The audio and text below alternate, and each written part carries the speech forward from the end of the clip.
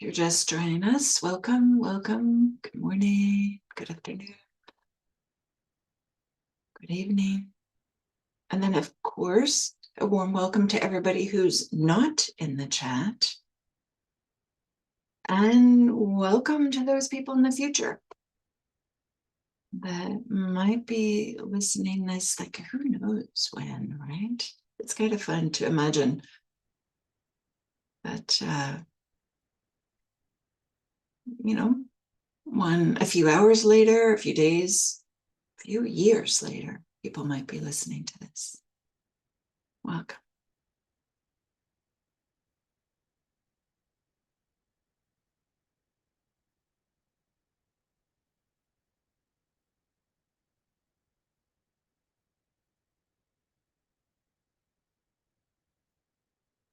Hey. So today is the last day in this series that I'm doing, Buddhism Beyond the Lists.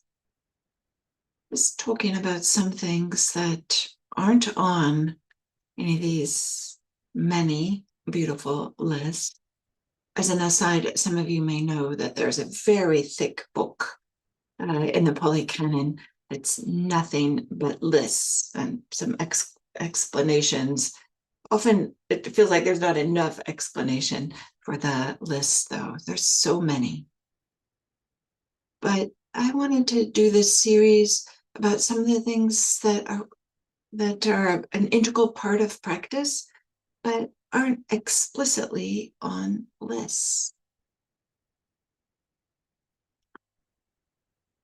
So for this morning's guided meditation, or today's guided meditation, after we settle, I'm going to drop in some encouragement, some suggestions as a way to practice just for like a minute or two. And then you can go back to your regular practice. So just an encouragement, try it out, look at it, or engage with it. It might be a little,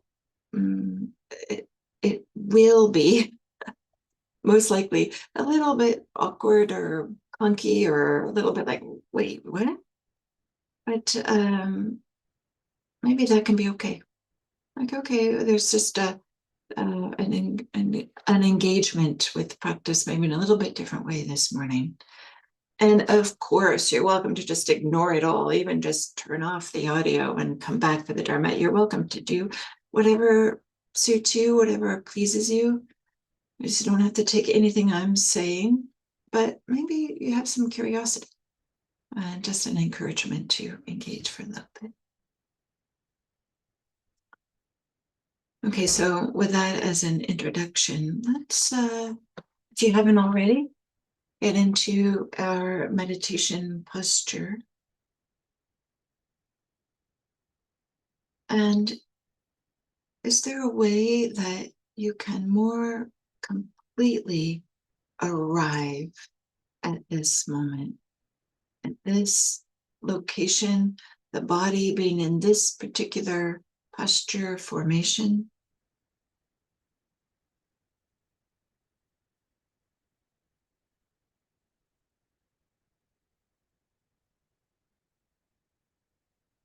Maybe in some kind of way, there's a different parts of our attention that's elsewhere. Can there be an encouragement to just land here now?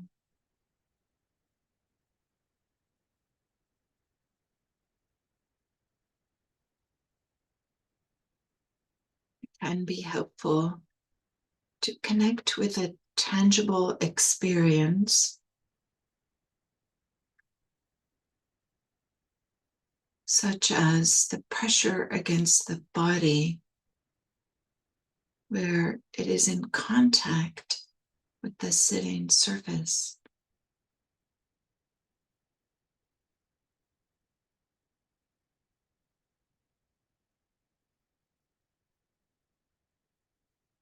Feeling the pressure, the contact on the body, where the body contacts, rests on the cushion, the chair, maybe even the bed, couch, wherever you find yourself at this moment.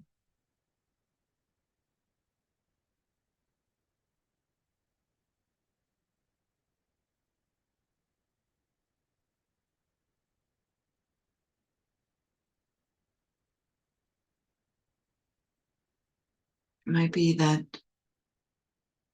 contact on the back as it rests on the backrest.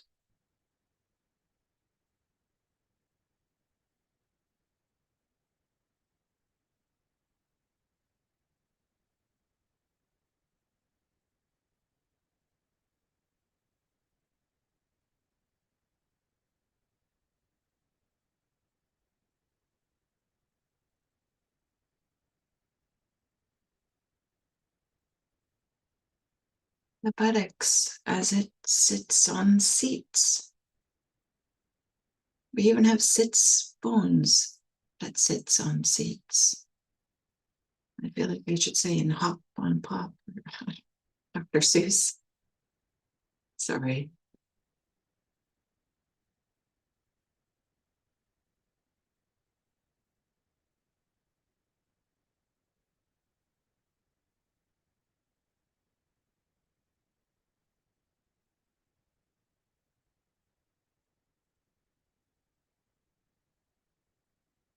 The back of our legs.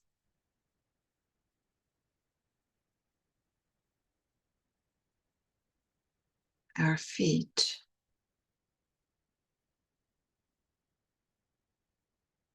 They're being supported.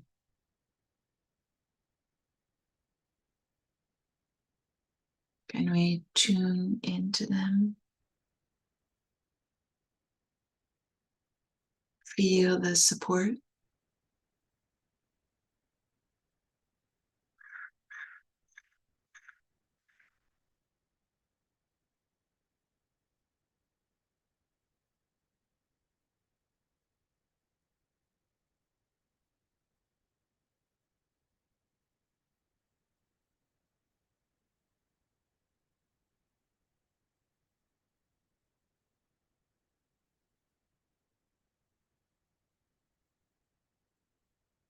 Sometimes we hold a little bit of tension in the face, around the eyes or the jaw.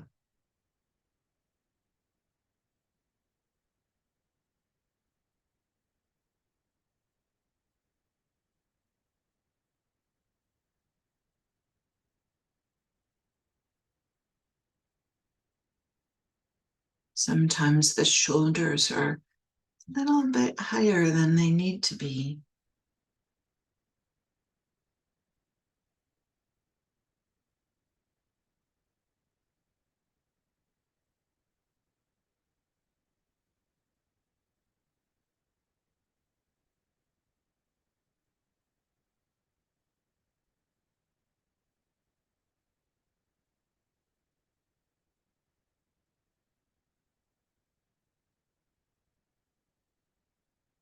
And then resting attention on the sensations of breathing.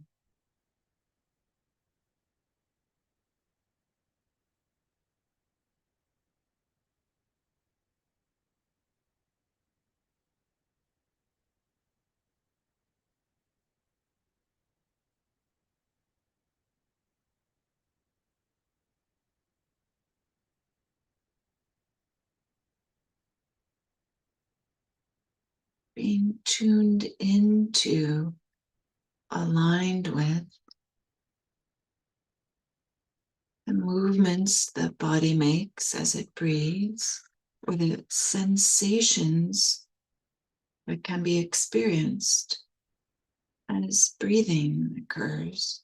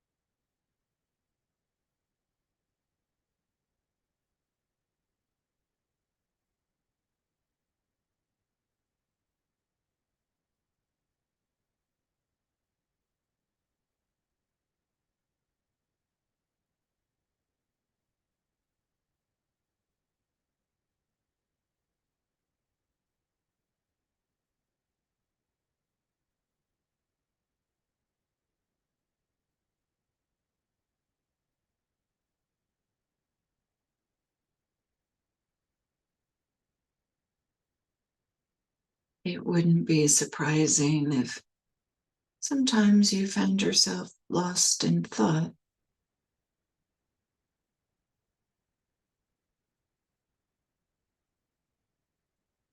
When you wake up from being lost in thought, no need to make it be a problem.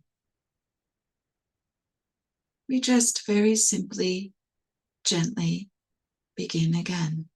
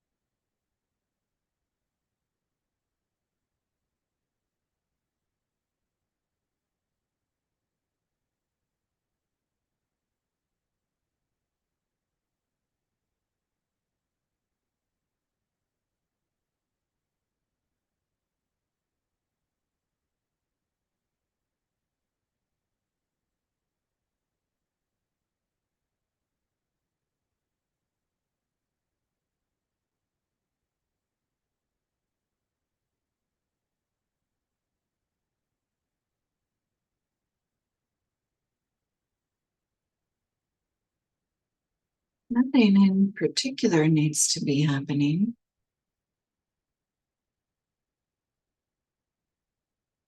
We're just feeling, experiencing the sensations that are associated with breathing.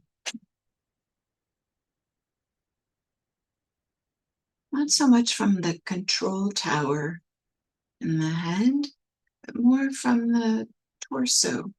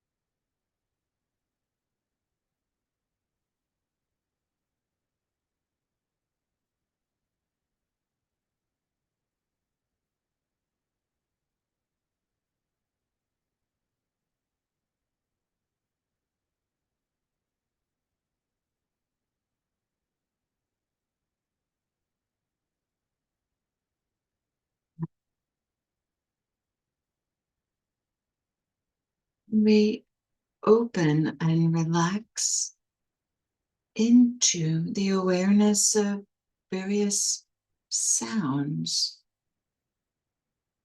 opening to the soundscape, whether there's a lot of sounds or just a few, whether they're quiet or loud. Just noticing the soundscape.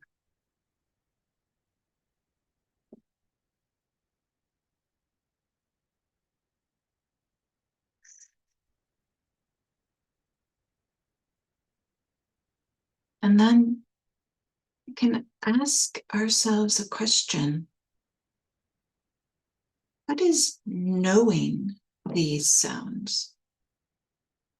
Clearly, we're aware of them, but can we find what is knowing the sounds? So the look in the mind, where, what is knowing the sounds?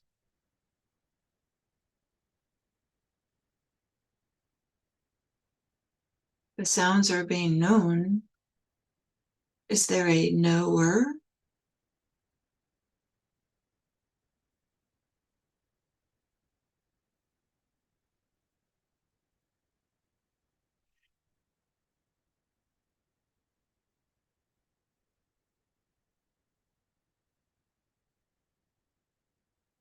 And then we'll just simply return to the sensations of breathing.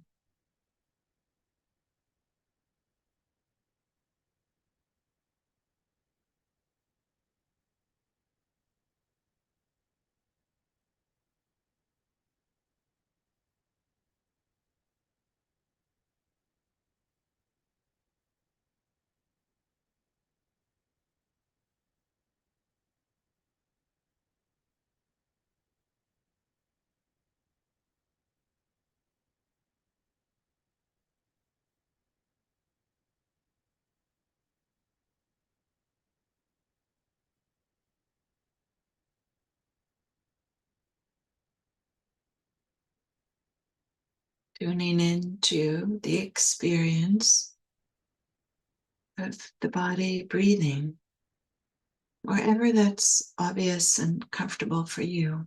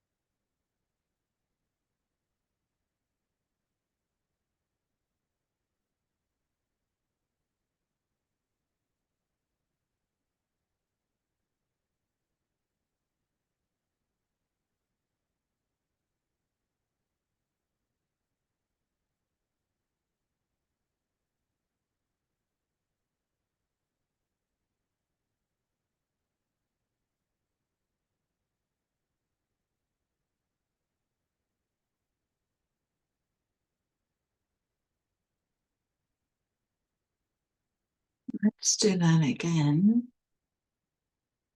Opening to sounds.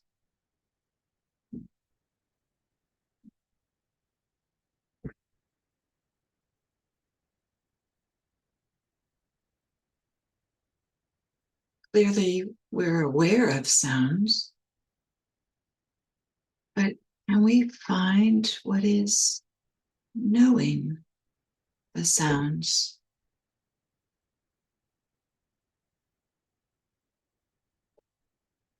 Is there some thing that knows?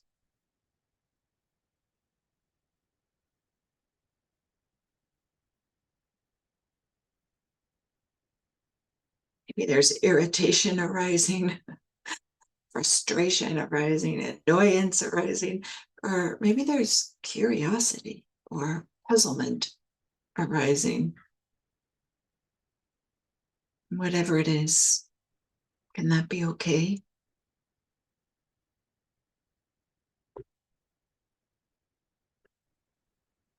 Because when we investigate about what is knowing the sounds, we see there's nothing to find. There isn't a knower. Even though knowing is happening, there isn't a knower.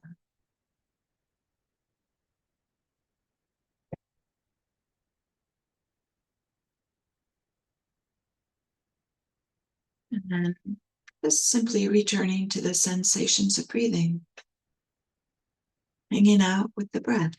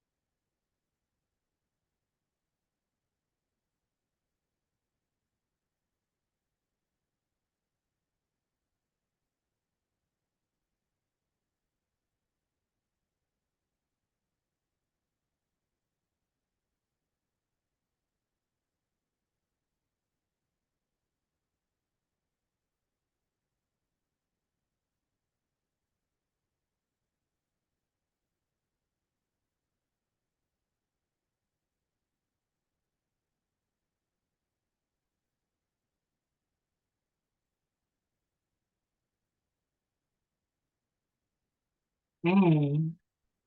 Thank you. Thank you for sitting together, and for those of you who did, for playing along with this idea of looking for the knower of sounds. Thank you.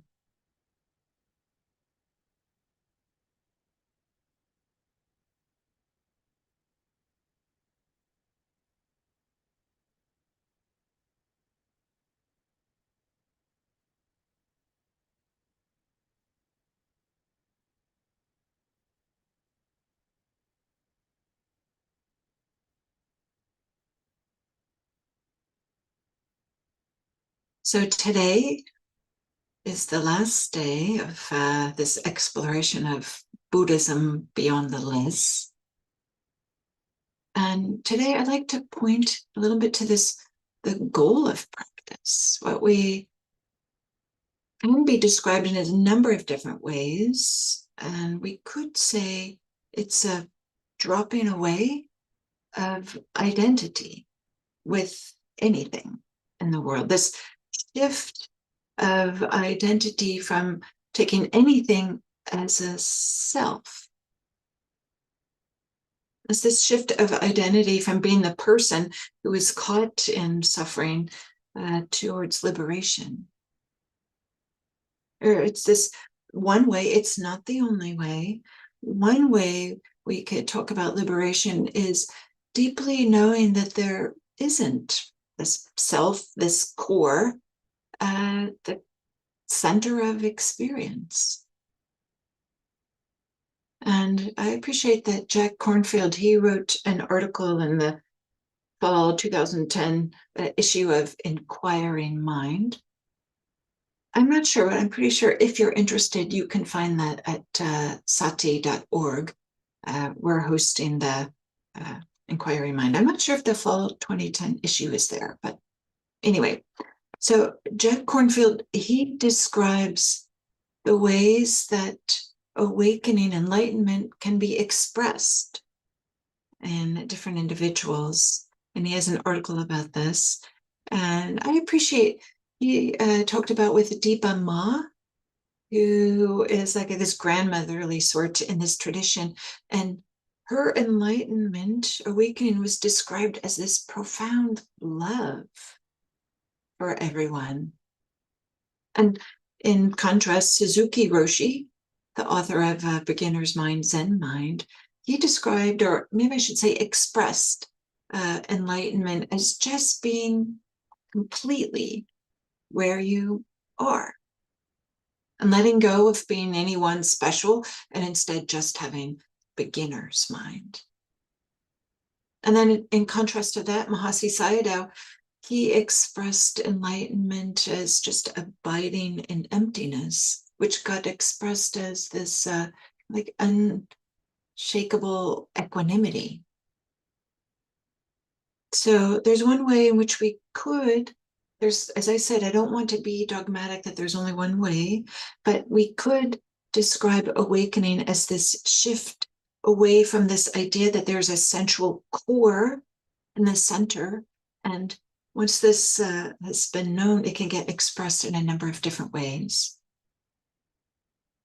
So what is this idea of that we have this core or essence? It's common sense. Most often there's this idea that there's something, maybe if it's not clear to us what it is, there's something that's at the center. And then there's like this experiences that happen to the center. This is often what the belief is, that this core or this essence or this center has memories that get accumulated, or desires that get accumulated, or beliefs about the meaning of life, or whatever it may be, or even knowledge that this core accumulates. That's often what we, without even realizing it, without investigating, that is our assumption about kind of what we are, what the self is. But what Buddhism points to, and what actually deep practice points to, and what enlightenment points to, is that this model isn't correct. It's actually not accurate. There isn't a you, quote unquote, at the center of experience. I mean, clearly there's memories and desires and intentions and sensations and so forth. And these things exist, of course they do. And they're all integrated and they all overlap in some kind of way. But that's different than having a core. It's different than having like this solid, separate entity of some kinds of way. Because all these components, beliefs, memories, experiences, they are connected.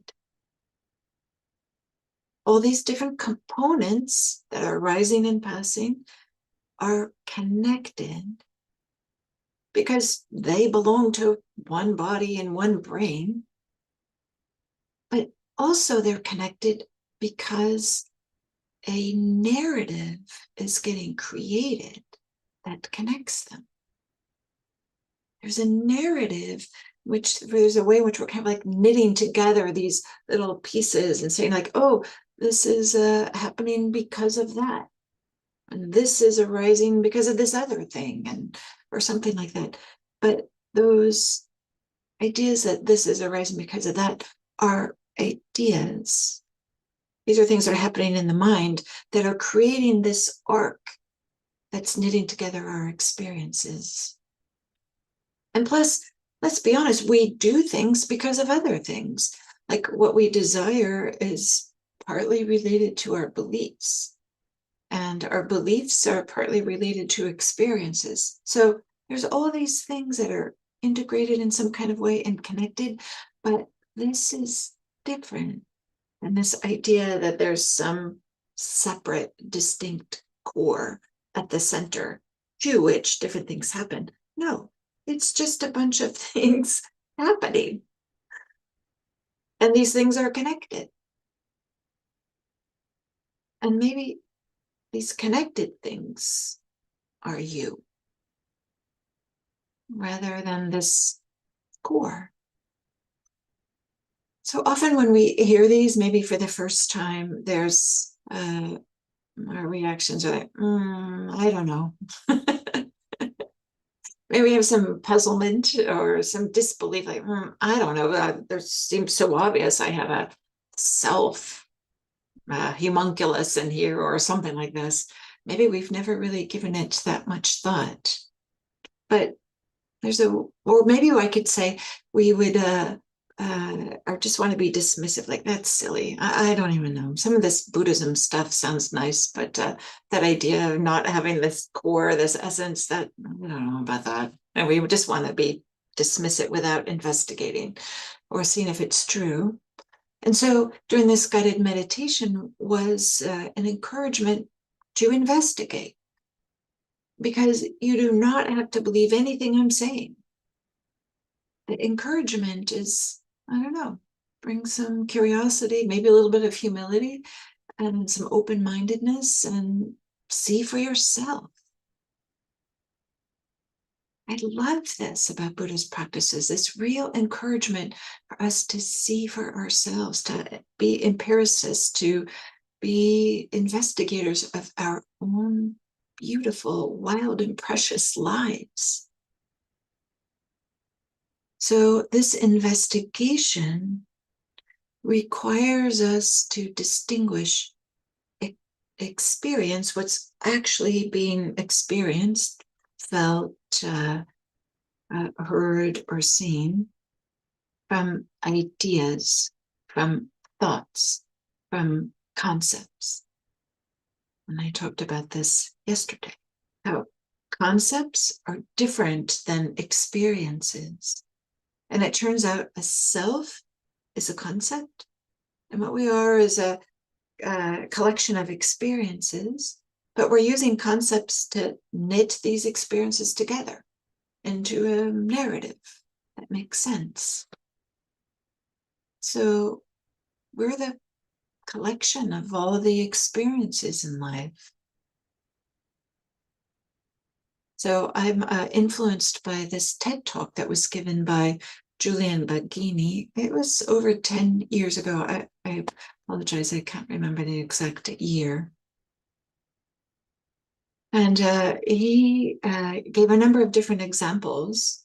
And here's two of them. One is this whole idea that water, which is a label we assign to H2O, two hydrogen and an oxygen. Most of us know this, H2O, two hydrogen, one single oxygen. So, of course, it's not like there's this core, this essence of water that has one hydrogen, another hydrogen, and then another oxygen stuck to it, right? Of course not. That's silly, even to think about it. Water is just two hydrogen and an oxygen hanging out together. And we understand this very easily. And so it turns out that everything in the universe is the same. There's a collection of things hanging out together. And we put a label, a concept on them because it's helpful and useful and appropriate. And sometimes practice is about teasing apart the concept from the collection, maybe we could say.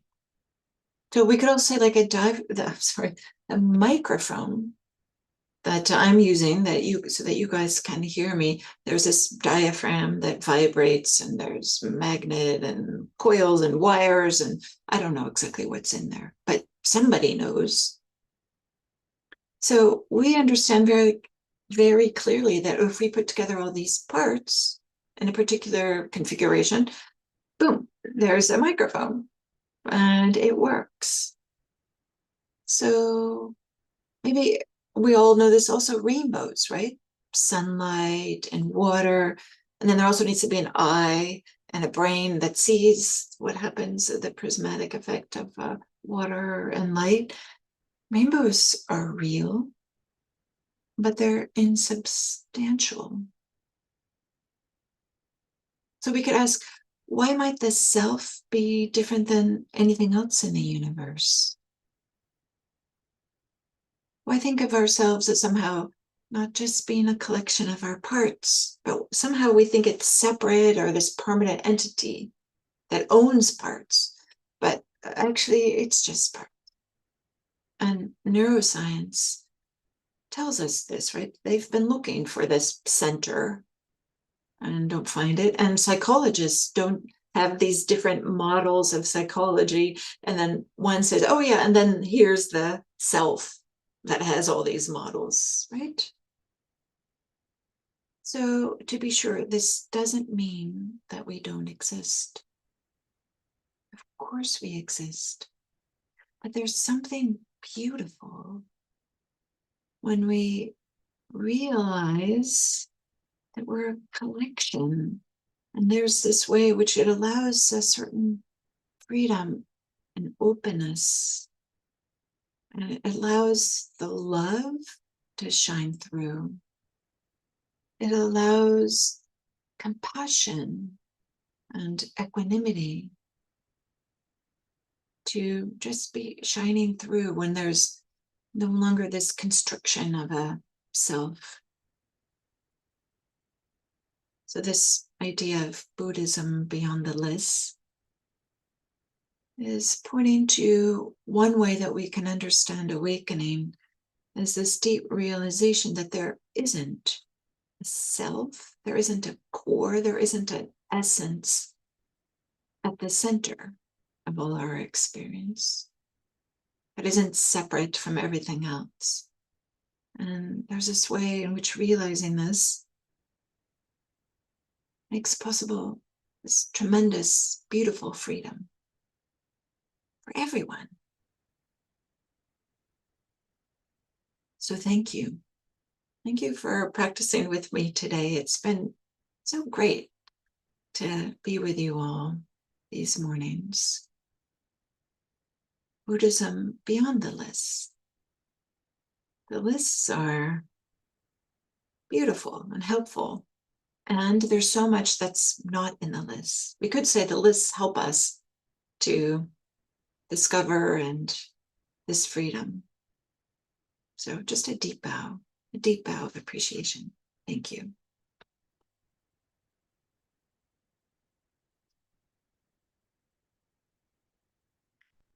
And maybe I'll say here, just my heart was touched. I described it last week how I kind of like sheepishly launched this new website, dianaclarkdharma.org. And some of you actually went there. So thank you. Thank you for that very much. Very much. As I'm like dipping my toes into being a Dharma teacher in the bigger world here. So thank you. Thank you all. Thank you.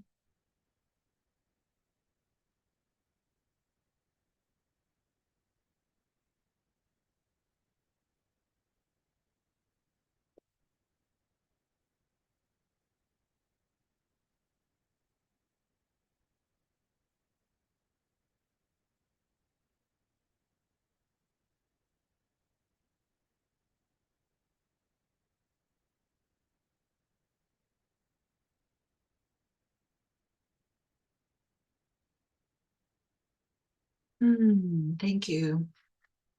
I'm reading the comments, the chat box. It's lovely. Thank you all. Thank you so much. And some of you will remember that earlier in the week I talked about community. There's community. So nice. Right?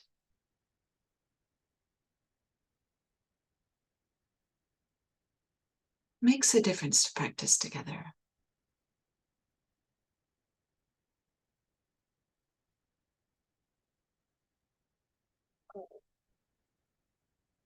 Maybe I see that somebody said, I looked up the website and couldn't find it. It's so new that Google hasn't found it yet. So, I'm just new to this. So I'm going to have to figure out how to let Google know that this website exists. So it's just dianaclarkdharma.org. I think you just have to type in the URL. I'll figure these things out. But I don't know. I just thought I would share with you guys my just getting started with this. Thank you.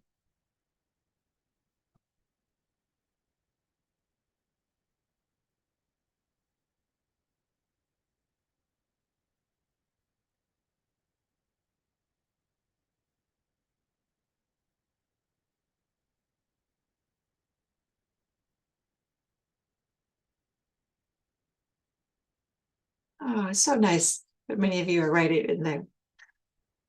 I appreciate Debbie. You support us, Diana. We support you. Thank you. Right? This is how community works. And this is why it's so helpful to practice together. So many different ways that we can support one another.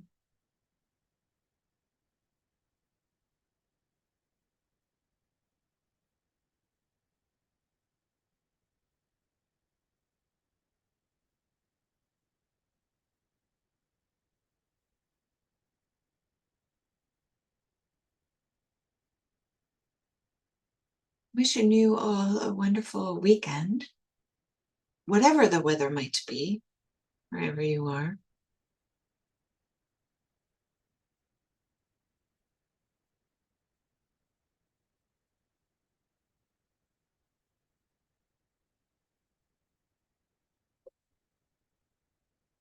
Thank you for all the hearts. Oh, it occurs to me that maybe I can put hearts in here. Or not. This feels a little complicated. What if I put, oh my goodness, I'll put watermelon in. Nope. Oh my gosh.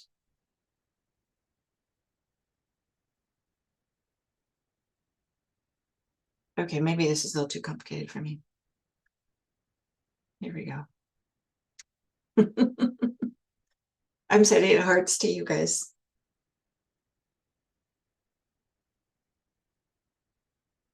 Thank you. Bye-bye.